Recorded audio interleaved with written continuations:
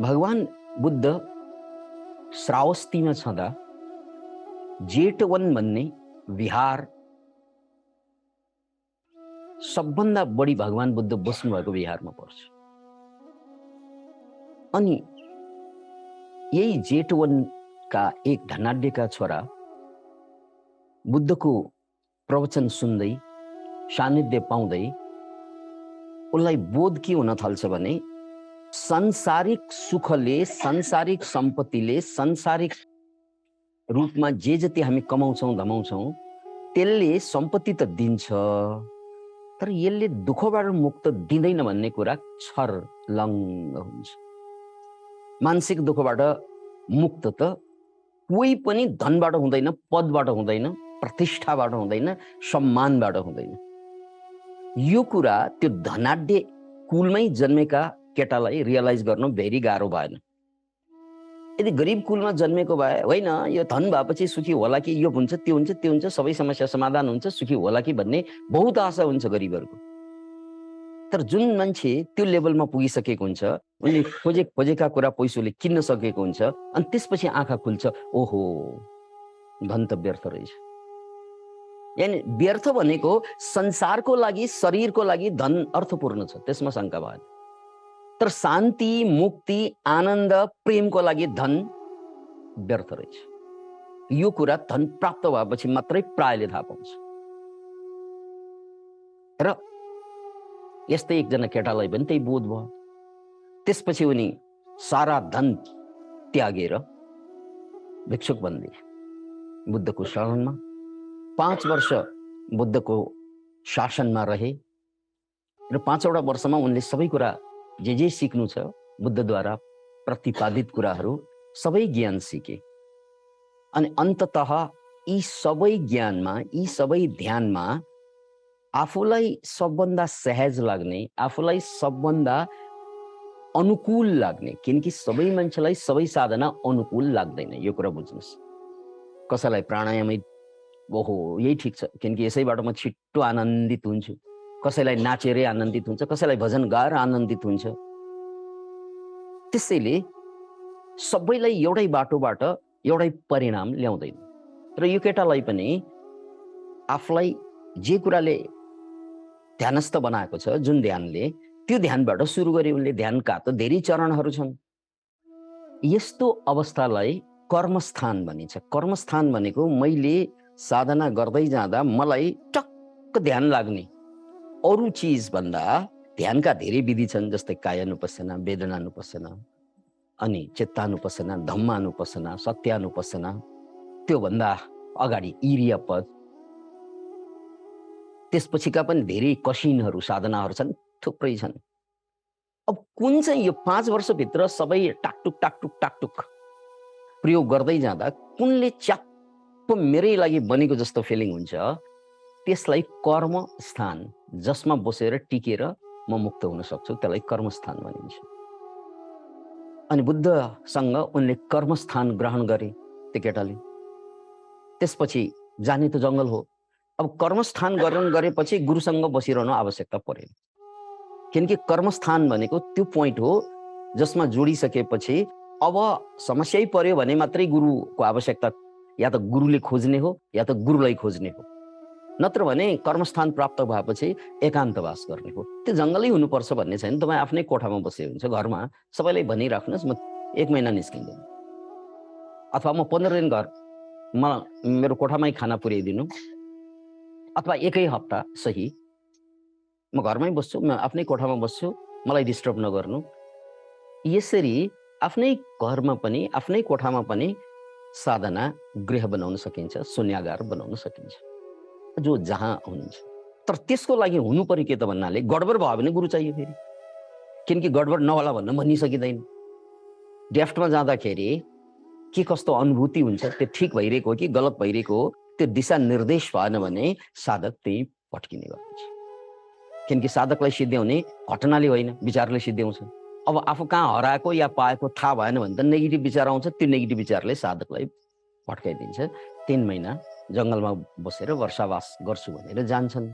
साउको छोरा जङ्गलमा एक्लै बस्नुपर्ने, अब जङ्गलको त्यो पनि वर्षाको याममा त्यो पीडा त्यो दर्द त उसलाई थाहा छैन, त्यो शरीरले त भोगेको छैन, किनकि ऊ त धनाढ्य परिवारमा जन्मेका।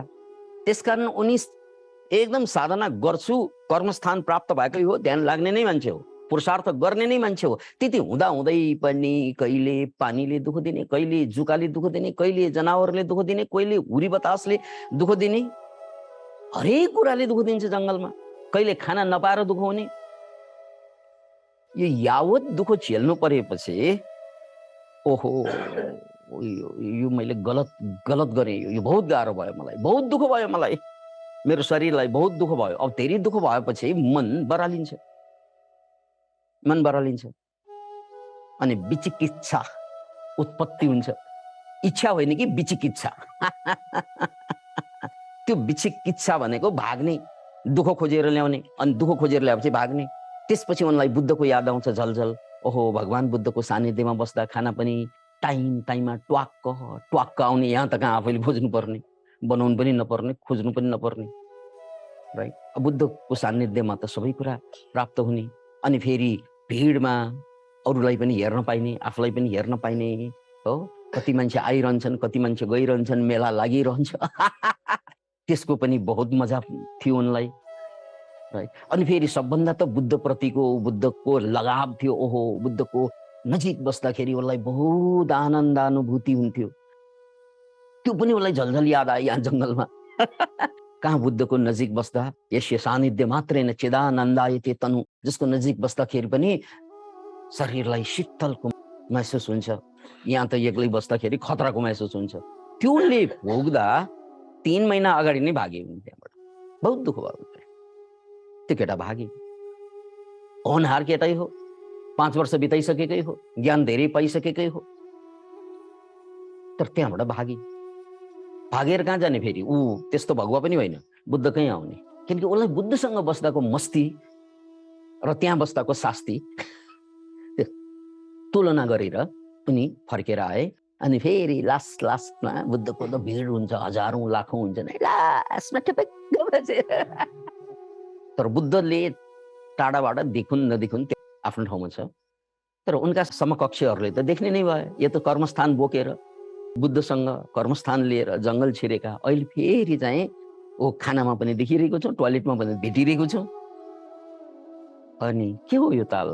कि तिमी मुक्तै भएर फर्केको हो, कि तिमी एनलाइटनमेन्टको अब श्रोतापन्न भएको हो, अनागामी भएर फर्केको हो, सकृदागामी भएर फर्केको, या अर्हत भयो तिमी भनेर सोध्थे। तिमीलाई उसलाई बहुत लाज पनि लाग्थ्यो है। अब उसको बडी ल्याङ्ग्वेज देखेपछि साथीहरूलाई पनि थाहा भयो यसलाई केही भएकै छैन। त्यो बडी ल्याङ्ग्वेजले बुझाउने कुरा हो, केही भएकै छैन। सबै साथीहरूलाई मिलेर छ्यापछुप समातेर बुद्ध कहाँ लगे। अनि सारा भिक्षुकहरू साथै थिए, यिनी भागेर आए जङ्गलबाट। अनि बुद्धले ध्यान दृष्टिले हेरे, यिनको पूर्वजन्मको कथा के छ। अब यो भाग्नुको पछाडि पूर्वजन्म हुन्छ। तपाईँले आज जे गरिरहनु भएको छ नि, कसैलाई धोका दिइरहेको या कसैलाई सहयोग गरिरहेको हो, कसैबाट धोका खाइरहेको या कसैलाई धोका खुवाइरहेको, त्यसको पछाडि कनेक्सन पूर्वजन्मसम्म पुग्छ। तार त धेरै लामो। त्यसकारण यसको तार कहाँ जोडेको छ यो जङ्गलबाट भाग्नुको? अब 5 वर्ष बसेको साधक, फेरि नयाँ साधक, यो 10 दिन शिविरमा आएर भागेको पनि होइन। 5 वर्ष बसेका। त्यसकारण डेफिनेटली यसको तार पूर्वजन्ममा कतै न कतै चाहिँ जोडिएको छ। अनि ध्यान दृष्टिले हेर्नुभयो भगवान बुद्धले। ब्रह्मदत्त भन्ने काशी नरेश थिए। योभन्दा अगाडिको कथामा पनि यही पात्र ब्रह्मदत्त महाराजले राज्य गरिरहेको थियो। अनि त्यही बेला ब्रह्मदत्तले राज्य गरिरहेकै बेला त्यो बनारसमा अथवा काशीमा एकजना बन्जारा थिए भन्ने कहानी पहिला पनि गइसक्यो। बन्जारा भनेको व्यापारी, खास गरी घुमी घुमी व्यापार गर्ने। घुमी भनेको त्यो फेरीवाला होइन। फेरीवाला भनेको त साह्रै थोरी सामान लिएर हिँड्छन्। यिनी त 500 गाडा सामान लिएर एउटा ठाउँबाट अर्को ठाउँमा, एउटा देशबाट अर्को देशमा गएर व्यापार गर्थे।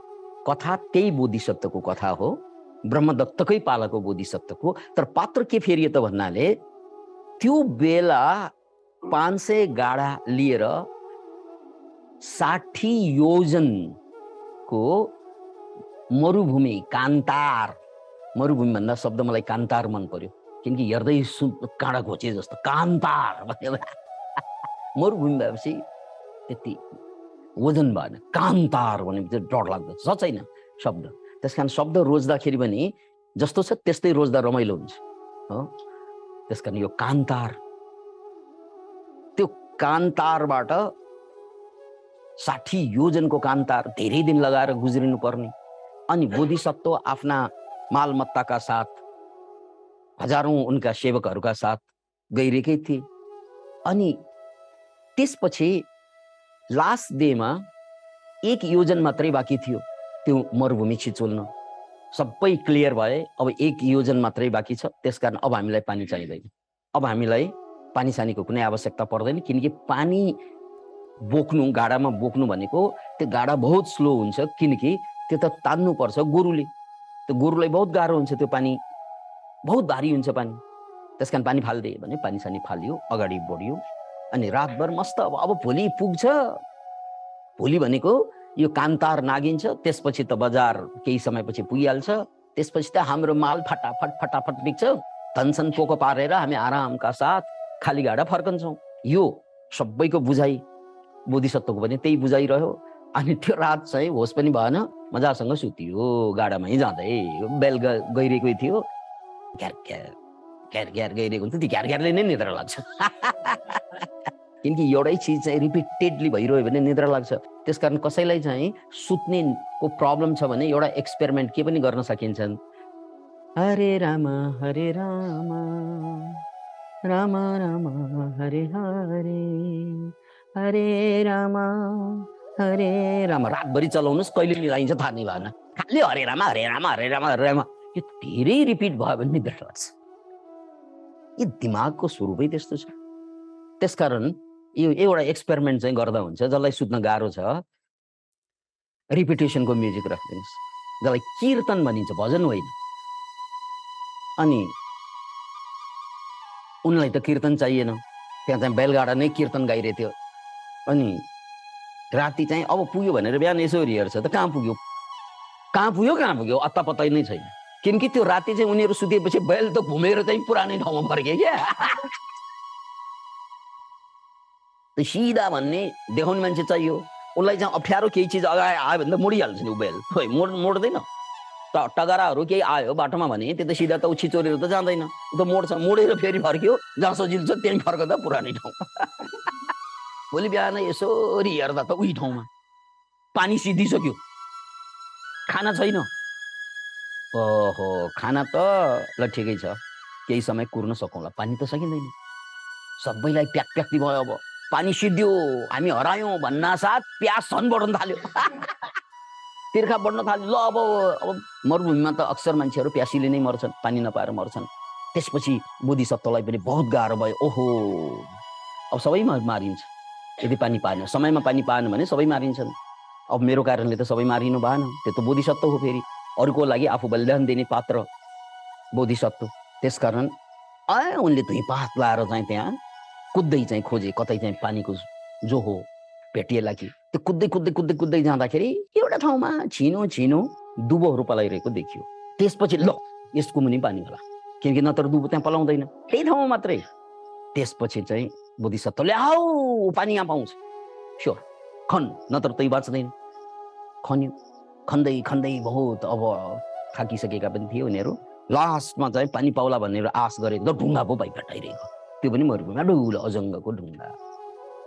सब ढुङ्गा भन्ना साथ सबैको यसरी उठिरहेको जुङ्गा यसरी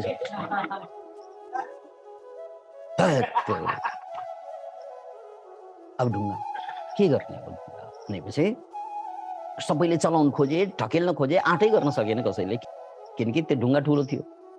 अब ढुङ्गा मुनि पानी छ कि छैन त्यो पनि थाहा छैन फेरि। अनि बोधिसत्व त बोधिसत्व हो। फेरि पनि अगाडिको कथाबाट सिक्नुहोस्, आर्ट अफ क्वेश्चनिङ।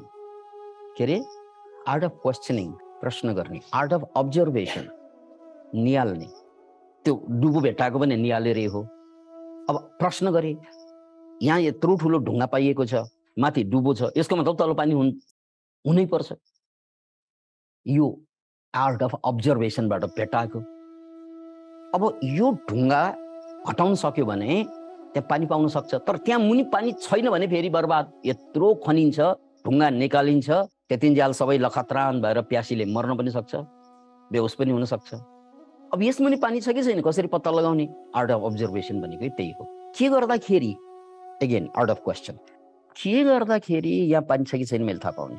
उनीहरूसँग यन्त्र त हुँदैन, तर यन्त्र नभए पनि कान पनि त यन्त्र हो, यसलाई श्रवण यन्त्र भनिन्छ। अनि त्यो ढुङ्गामा कान चाहिँ थापे, ढुङ्गामाथि ट्याप्पै यसरी चाहिँ कान थाप्दाखेरि त्यो यदि ढुङ्गाको मुनि पानी बगिरहेको छ भने त्यो ढुङ्गामा गुनुनुनुनु आवाज आउँछ। यसरी कान थापेको त आवाज आउँछ, पानी छ, पानी छ, ल स्योर। अब भने खन्नु पर्यो। सबै लखतरान भइसके है, कसैले पनि ताकत देखाएनन्। त्यसमध्ये एकजना चाहिँ केटाले साहस देखाए, मालिक म खन्छु, म ज्यान जाओस् तर यो ढुङ्गा पल्टाएरै छाड्छु, यो मेरो चाहिँ सङ्कल्प भयो। एकजनाले बहुदाँत गरे, अनि उनले खन्दै गए खन्दै गए खन्दै गए, अरू त लखतरान भइसके, उनले खन्दै गए गए। लास्टमा चाहिँ ढुङ्गा हल्लिने बेलामा सबैलाई बोलाए, हारगुहार गरे। लास्टमा त आयो नि, लास्ट धक्कामा त ठिकै छ। धक्का दिएर पल्टाउँदा त पानी झरारा, त्यसलाई प्रपात, जलप्रपात भनेको, झरना भनेको माथिबाट झर्छ, प्रपात भनेको तलबाट माथि आउँछ नि। अनि जलप्रपात भेटाए, फोहरा भन्छौँ नि हामीहरू, झररा। अब फेरि यसो गएको जुङ्गा फेरि माथि गयो, खुसीले नाच्यो। औ भने बच्ने भयो। त्यसरी त्यो केटाले, जसले आँट गरे म मर्छु, म मरेर जान्छु, बोधिसत्व होइन त्यो केटा बोधिसत्वको त्यो बेला त उसको नोकर हो। त्यो उनले जुन आँट गरेर देखायो नि, त्यसकै कारणले गर्दा सबैलाई बचाइदिए। अनि बुद्धले मुसुक्क हाँसेर त्यही केटालाई, त्यही भिक्षुकलाई हेरेर भन्छन्, आबुसो, त्यो पूर्व जन्ममा त्यो ढुङ्गा निकालेर, ज्यानको बाजी लगाएर निकालेर सबैलाई बचाउने तिमी नै हो। अब बोधिसत्व त मै नै हुँ, तर त्यो ढुङ्गा निकाल्ने चाहिँ अरू सबै लखतरान भएर चाहिँ हार मानेको बेलामा हार नमान्ने मान्छे तिमी मात्रै हो। तिम्रै कारणले हामी सबै बचेका भने। अब कथाको अर्को मोड सुन्नुहोस्। त्यो केटा जो पूर्व जन्ममा सबैको ज्यान बचाएका केटा आज भिक्षुक भएर बसेका छन्। जङ्गलमा 3 महिना टिक्न सकेन नि। अनि किन टिक्न सकेन बाबु थाहा छ तिमीलाई? पूर्व जन्ममा तिम्रो संस्कार नभएकोले होइन, तिम्रो मसँगको एट्याचमेन्ट भएको। मेरो शरीर प्रतिको तिम्रो बहुत एट्याचमेन्ट। किनकि त्यहाँ जङ्गलमा पीडा भयो, गुरुको याद आयो, गुरुसँग बस्दा आनन्द थियो उसलाई। That is attachment. किन यो एट्याचमेन्ट भनेको जहाँ भए पनि एट्याचमेन्ट इज एट्याचमेन्ट। त्यसकारण अब बुद्धले उनलाई सूत्र सुनाउँछ। त्यो के त? चतुर्आर्य सत्यको सूत्र। हेर आबुसो, पहिलो कुरा तिमी 5 वर्ष बसेर पनि नबुझेको कुरा अब बुझ्नु, किनकि तिमीलाई यस्तो घटना घटेको थिएन, त्यसकारण तिमीले बुझेनौ, अब बुझ्नु। 5 वर्ष बसेर पनि यो कुरा त धेरैपल्ट सुनियो नि, चतुर्आर्य सत्य कति सुनियो, तर यसले काम गरेन। किन भन्नाले तिमीलाई त्यो बुझ्नलाई कुनै घटना नभएको कारणले तिमीले बुझ्न सकेन, तिम्रो अनुभवले भ्याएन। अनुभवले नभ्याएका ज्ञानहरू व्यर्थै जाँदा रहेछन्। त्यसकारण श्रुतमय प्रज्ञा अनुभवमा गएन भने कुहिन्छ। के रे श्रुतमय प्रज्ञा, सुनेका ज्ञानहरू अनुभवसम्म पुगेन भने वाफै हुन्छ। उदाहरणको लागि संसारको सबभन्दा मिठो भाषा मानिनेमा सबभन्दा मिठो भाषाको समूह छ, त्यसलाई चाहिँ ल्याटिन भाषाको समूह छ, जसमा फ्रेन्च, इटालियन, पोर्चुगिज, स्पेनिस यी भाषाहरू बहुत मिठो मानिन्छ। खास गरी फ्रेन्च। कुनै बेला रसियाको दरबारमा फ्रेन्च बोलिन्थ्यो, इङ्ल्यान्डमा फ्रेन्च बोलिन्थ्यो, किनकि फ्रेन्चको मिठास अलगै छ। तर जति मिठो भयो भने मेरो अनुभव छैन भने मैले के बुझ्ने फ्रेन्चमा? फ्रेन्च भाषा त बहुत मिठो भनेर त्यो बुझ्नुको लागि त मेरो के चाहिन्छ? त्यहाँ अनुभव चाहिन्छ। त्यो भाषासँग मेरो अनुभव 1 महिना 2 महिना 1 वर्ष 2 वर्ष 4 वर्ष 10 वर्ष जति त्यो भाषासँगको अनुभव भयो भने मात्रै त्यो मिठो भाषा मलाई काम लाग्छ। नत्र भाषा त मिठो, मैले शब्द त सुन्छु, मिठो पनि लाग्छ सुन्दा, तर मैले बुझ्दिनँ त्यो, किनकि मेरो अनुभव जोडिएन त्यो। त्यसकारण ज्ञानमा अनुभव, यो श्रुतमय प्रज्ञा अनुभवमा गएन भने फेरि चाहिँ तुहिन्छ, यो व्यर्थ। यो केटाको चाहिँ 5 वर्ष बुद्धसँग बसे, ज्ञान त कति सुने तर तुहियो, किनकि उनको अनुभव थिएन। त्यसैले अब बुद्धले त्यही कुरा थाहा पाए, यसले फर्कनुको कारण पुरुषार्थ नगरेर होइन, यो भगवा पनि होइन, तर उसको एट्याचमेन्ट मसँग त्यो बेला पनि थियो होला। उस मालिकसँग एट्याचमेन्ट हुनु स्वाभाविकै हो, यो बेला पनि एट्याचमेन्ट भयो। त्यसकारण सुन, चतुर्य सत्यलाई फेरि सुन। पहिलो सत्य के हो? दुःख सत्य हो। जीवनमा जुन दुःख आउँछ मान्छेलाई, त्यो मनको कारणले आउँछ। त्यो दुःख जहाँ बसे पनि जे गरे पनि आउँछ, त्यसको कुनै पनि किसिमको ज्ञान बाहेक अरू निदान छँदै छैन, बोध बाहेक अरू निदान छँदै छैन। त्यसकारण दुःख मनको स्वभाव हो, दुःख हुन्छ। तर तिमीले यो कुरा 50 पल्ट 100 पल्ट 1000 पल्ट सुनेर पनि तिमी किन चुक्यौ त भन्नाले तिमी जङ्गलमा बस्दाखेरि दुःख पायौ तिमीले, राइट? अब दुःख नै सत्य हो, मनको सत्य, किनकि त्यो दुःख पाएको त मनको सत्य हो नि।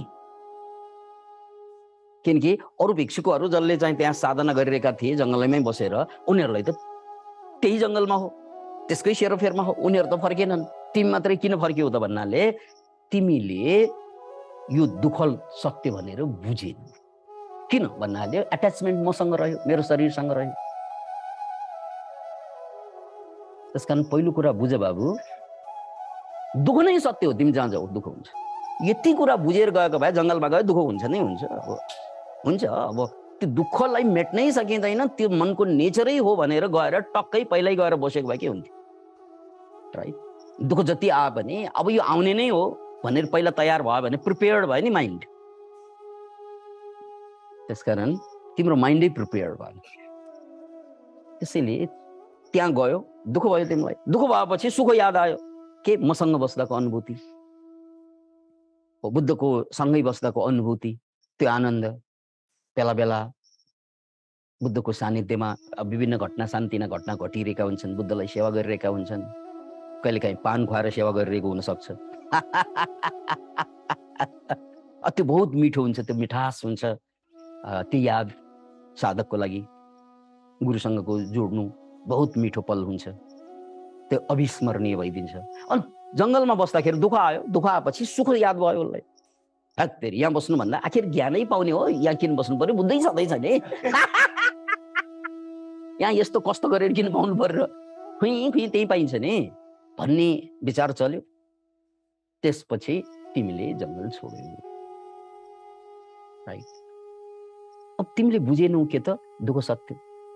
अनि दोस्रो सत्य के त? दुःख छ भने त्यसको कारण छ।